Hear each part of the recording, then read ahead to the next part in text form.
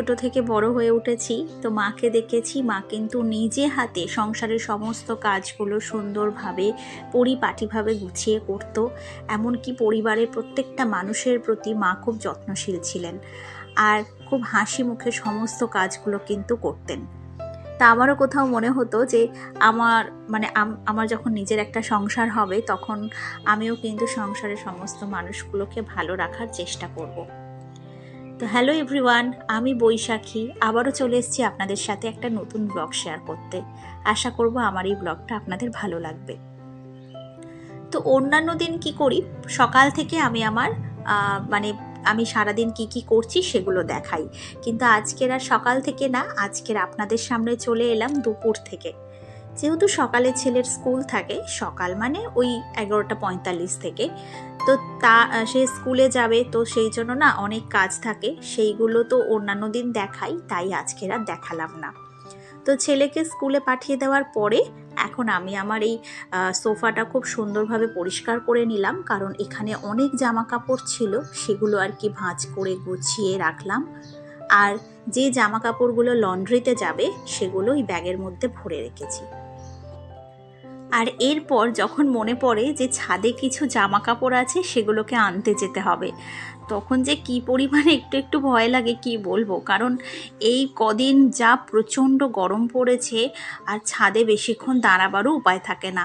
তাই আর কি ঝটপট গিয়ে শুকনো জামা কাপড়গুলো সব নিয়ে চলে এলাম।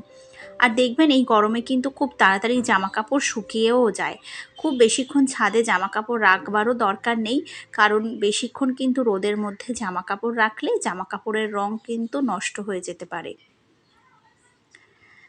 তারপর ছাদ থেকে এসে আমার ঘরটা আর কি খুব ভালো করে ক্লিন করছিলাম, কারণ ছেলে চলে যাওয়ার পরেই আর কি আমি আমার বেডরুমটা ভালো করে পরিষ্কার করে নিই। এই বিছানা টিছানা ঝেড়ে নিই, কারণ বিছানার মধ্যে আমার ছেলে তো খেলা করে, তাই আর কি অনেক নোংরা থাকে। আর প্রত্যেক দিন আমাকে কিন্তু অনেকবার করে বিছানাটা পরিষ্কার করতে হয়, ওই ছোট বাচ্চা থাকলে যা হয় আর কি সব মায়েদের। আর এই খাটের গদির তলায় আমি আমার ছেলের কিছু স্টোরি বুক রেখে দিয়েছি, কারণ ও মাঝে মধ্যে গল্প শুনতে চায়, তারপরে একটু নিজে ছবিগুলো দেখতে চায়, তাই আর কি ওখানে রাখা হাতের কাছে থাকে। আর যদি ওর সামনেই রাখি তাহলে সব সময়ই ওই বইগুলো বের করবে আর যেখানে সেখানে রেখে দেয়। আর তারপর একটু বারান্দায় আসলাম, দেখুন রাস্তাঘাট পুরো ফাঁকা আর খাঁ খাঁ করছে চারিদিকে। এমনি সময় কিন্তু রাস্তাঘাটে লোকজন থাকে, কিন্তু এই গরমের মধ্যেই আর কি যতটা বাইরে না বেরোনো যায়। আমার ছেলের স্কুল থেকে কিছু প্রজেক্টের জিনিস দিয়েছে, তো এগুলো আর কি ওরা যখন বলে যে কিছু প্রজেক্ট বানিয়ে আনতে হবে, তখন এর মধ্যে থেকেই ওই জিনিসগুলো আছে সেগুলো বানিয়ে দেওয়া হয়। আর এগুলো আর কি কোথায় রাখবো আমি সেটা ভেবে পাচ্ছিলাম না, তাই ভাবলাম যে আমার হাজব্যান্ডের এই কাজের জায়গাটা অনেকটা ফাঁকা আছে, তাহলে এখানেই একটু সুন্দরভাবে অর্গানাইজ করে রেখে দিই।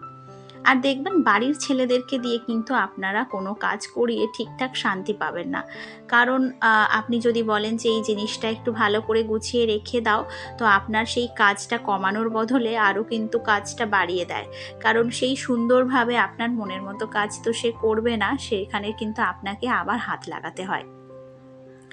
আর তারপরে চলে আসলাম রান্নাঘরে, তো আজকের একটু বানাবো ভেটকি মাছের কাঁটা চচ্চড়ি। আগের দিন তো দেখলেন যে আমাদের বাড়িতে চিলি ফিশ হয়েছিল, তো সেই মাছের কিছুটা কাঁটা ছিল, তাই ভাবলাম যখন কাঁটাটা আছে তাহলে একটু কাঁটা চচ্চড়ি বানিয়ে নিই। আর আমার হাজব্যান্ড এই কাঁটা চচ্চড়ি খেতে খুব ভালোবাসে, সেই জন্যই আর কি কাঁটা চচ্চড়ি বানানো। আর কাঁটা চচ্চড়ি আমি একটু ঢাকা দিয়েই আর কি রান্না করব, তো কাঁটা চচ্চড়িটা কষিয়ে ঢাকা দিয়ে তারপরে আমার মনে হলো যে ফ্রিজের মধ্যে অনেক আইসক্রিম আছে, কারণ এই গরমের সময় আমার শ্বশুরমশাই এবার সব সময় মোটামুটি আইসক্রিম এনে ফ্রিজের মধ্যে রেখে দেবে, ওই আর কি মাঝে মধ্যে খাওয়া হয়। আর আমাদের বাড়িতে অতটা কোল্ড ড্রিঙ্কস খাওয়া হয় না, সেই জন্য আর কি কোল্ড ড্রিঙ্কস আমরা রাখি না গরমের মধ্যে, আমাদের বাড়িতে ওই আইসক্রিমটাই আনা হয়। আর কি বলুন তো, বাড়িতে লোকজন আসলে এই গরমের মধ্যে দেখবেন আইসক্রিম দিলে তারাও কিন্তু খুব খুশি হয়। ওদিকে রান্নাটা বসিয়েছি আর এদিকে ভাবলাম যে এখন একটু আইসক্রিম খেয়ে নিই। তো ওই মানে বারান্দায় দাঁড়িয়ে দাঁড়িয়ে একটা আইসক্রিম খাচ্ছিলাম। তো আইসক্রিম খাওয়ার পরে আর কি আরও সব রান্নাবান্না ছিল, কারণ হাজব্যান্ড দুপুরবেলায় রুটি খায়, তো তার জন্য রুটি বানাবো, তারপর বাড়ির সবাইকে খেতে দেবো, তারপর ছেলেকে আনতে হবে, এগুলোই আর কি ভাবছিলাম। আর এদিকে রান্নার সময় যা যা বাসন পড়েছিল সেগুলো এখন মেজে নিলাম। আর কারণ সব বাসন তো রাখা যায় না, ওই দুপুরবেলা খাওয়ার পর যা যা বাসন পড়বে সেগুলো আর কি সোনালিদি সন্ধ্যাবেলায় এসে সব মেজে দেয়। তো এখন ওই রান্নার পরে যা বাসন পড়লো বা টিফিন খাওয়ার পরে যা বাসন পড়েছে সেগুলোই এখন মেজে নিচ্ছি। আর কাঁটা চচ্চড়িটা কমপ্লিট, দেখুন এরকমটা দেখতে হয়েছে। কাঁটা চচ্চড়ি একটু এরকম রসা রসা করলেই খেতে ভালো লাগে। রান্না টান্না কমপ্লিট করে ছেলেকে স্কুল থেকে আনতে গিয়েছিলাম, আর তখন বাজে 3:30। এই 3:30-র সময় যে কি প্রচণ্ড রোদ সেটা কিন্তু আপনারা সবাই বুঝতে পারছেন। তো ছেলেকে স্কুল থেকে এনে ওকে খাইয়ে তারপরে ওকে ঘুম পাড়িয়ে দিয়েছিলাম, আর তারপর নিজে খেয়ে একটু রেস্ট নিয়েছিলাম। আমি আমার এই পরিবারের মানুষগুলোকে ভালো রাখতে আমি আমার সংসারে আমার বেস্টটা দেওয়ার চেষ্টা করি। সত্যি বলতে আমি চেষ্টা করি যাতে মানুষগুলো কিসে ভালো থাকবে, যাতে তারা সব কিছু হাতের কাছে পেয়ে যায়, সেই চেষ্টাই করি। দেখবেন আমরা বাড়ির বউরা কিন্তু সংসারে সব কিছু গুছিয়ে সব কিছু রাখি, তো তাই তখন কিন্তু এই পরিবারের মানুষগুলো এতটা তখন বুঝতে পারে না যে আমরা তাদের জন্য কি কি করি। কিন্তু যখন আপনি একদিনের জন্য বাপের বাড়ি যাবেন তখন কিন্তু তারা ফিল করতে পারে যে বাড়ির বউরা থাকলে তাদের কতটা কাজে হেল্প হয়। তো এদিকে সন্ধ্যাবেলায় আমি আমার এই আয়নার এই জায়গাটা সুন্দরভাবে একটু মানে ক্লিন করে এখানে আমার কিছু নেল পলিশ আছে সেগুলো আর কি গুছিয়ে রাখছিলাম। তো আমি জানি এটা বেশিক্ষণ গোছানো থাকবে না, কারণ আমার ছেলের চোখে যখন এগুলো পড়বে তখন আবারও একটু অগোছালো করে রেখে দেবে। কিন্তু কি করব বলুন, বাড়িতে বাচ্চা থাকলে প্রত্যেকটা মাকেই কিন্তু এগুলো পোহাতে হয়। তো যাই হোক, এদিকে এবার আমার শাশুড়ি মায়ের শাড়ি রাখার জায়গাটা ভালো করে পরিষ্কার করলাম। শাড়ি রাখার মানে মা রোজকার মানে এখানে মায়ের রোজকার ব্যবহারের শাড়িগুলো থাকে, এখানে সবই কিন্তু বেশিরভাগ ছাপা শাড়ি। তো মা কি করে রোজ শাড়িগুলো বের করে আর একটু জায়গাটা ঘেঁটে যায়, আর কিছু কিছু শাড়ি এমনও হয়েছে যে ভেতরের দিকে ঢুকে গেছে, মা আর খুঁজে পায়নি। সেই জন্যই আর কি আমি এই শাড়িগুলো পর পর এরকমভাবে রেখে দিচ্ছি, তাহলে মা চটজলদি সব শাড়ি কিন্তু সামনে পেয়ে যাবে, আর কোনো মানে জিনিসটা মায়ের চোখের সামনে থেকে আর সরবে না। তো এদিকে আজকের ওপরের তাকটাই পরিষ্কার করলাম, আর অন্যদিন এই তলার তাকটা পরিষ্কার করব। তো গোছানোর পরে দেখুন কিছু শাড়ি এদিকে রেখেছি, আর কিছু নাইটি ওদিকে রেখেছি, আর কিছু ব্লাউজ। এগুলো হচ্ছে নাইটি, কটা নাইটি আছে, আর বাদবাকি কিন্তু সবই শাড়ি। আর তারপরে চলে আসলাম কিচেনে।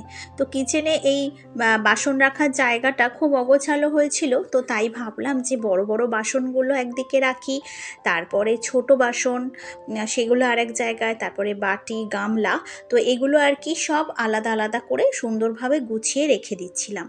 আর আজকে সন্ধ্যাবেলায় এসেছিল এসি সার্ভিসিং করতে, তো তারা চলে যাওয়ার পরে আমি আবার বিছানাটা সুন্দরভাবে গুছিয়ে রাখলাম। সারাদিনে এরকম আমাকে যে কতবার বিছানা গোছাতে হয় সেটা বলে আপনাদেরকে বোঝাতে পারবো না। তো সন্ধ্যাবেলায় সব কাজ গুছিয়ে তারপরে একটু চা খাচ্ছিলাম। তো বন্ধুরা, আজকের ভিডিওটা কিন্তু আমি এখানেই শেষ করছি। আপনাদের যদি আমার এই ভিডিওটা ভালো লাগে তাহলে অবশ্যই কিন্তু আমার এই চ্যানেলটিকে সাবস্ক্রাইব করে আমার পাশে থাকবেন, একটা লাইক করে দেবেন, আর আমার ভিডিওটা আপনাদের কেমন লাগলো সেটা কিন্তু আমাকে কমেন্ট করে জানাবেন। তাহলে আজকের আসি, আবার চলে আসবো আর একদিন একটা নতুন ভিডিও নিয়ে। ততদিন আপনারা সবাই খুব ভালো থাকবেন আর সুস্থ থাকবেন। আর আমার ভিডিও কিন্তু আসে একদিন ছাড়া একদিন, কারণ আপনারা জানেন যে একটা ছোট বাচ্চাকে নিয়ে ভিডিও বানাই, তো সেই জন্য আর কি প্রত্যেক দিন সম্ভব হয় না। তাহলে আজকে আসি।